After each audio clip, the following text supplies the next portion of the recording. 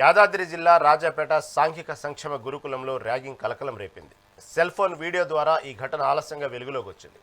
అర్ధరాత్రి 10వ తరగతి విద్యార్థి కౌశిక్పై 20 మంది ఇంటర్ విద్యార్థులు దాడి చేశారు. అడ్డు వచ్చిన మరో 5గురిపై కూడా కర్రలతో దాడి చేస్తున్నట్లు జూనియర్ విద్యార్థులు తెలిపారు.